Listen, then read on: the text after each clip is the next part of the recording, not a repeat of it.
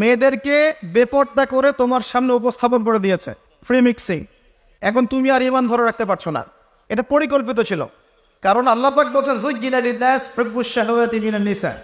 মানুষের জন্য সবচেয়ে যে আকর্ষণীয় বিষয়গুলো তার মধ্যে এক নাম্বার হচ্ছে মহিলা, মানে মেয়ে, নারী জাতি। এটা আমাদের কাছে সবচেয়ে আকর্ষণীয়।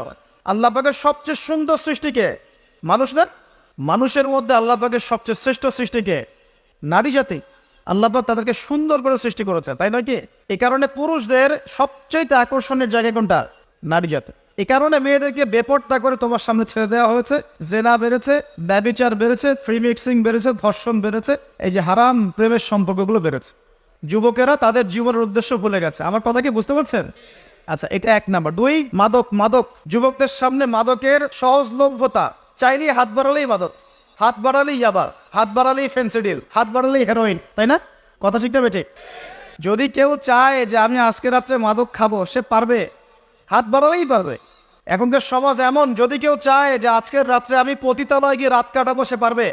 500 টাকা 1000 টাকার বিনিময়ে মানুষ এখন জেনা করতে পারে, পারবে? 5 টাকা 10 টাকা 50 100 টাকা দিয়ে মানুষ এখন ইয়াবা কিনে খেতে পারে। আর যারা সীমান্তবর্তী অঞ্চলে আছেন তারাও ভালো জানেন আমার কথা কতটুকু সত্য কতটুকু মিথ্যা। যুবকদের সামনে মাদক এমনি এমনি দেওয়া হয় নাই। উদ্দেশ্য কি? তোমার দ্বারা ইসলামের বিজয় সম্ভব ছিল। মাদক সেবন করাই তোমাকে সরাই দিয়েছে ওই রাস্তা থেকে।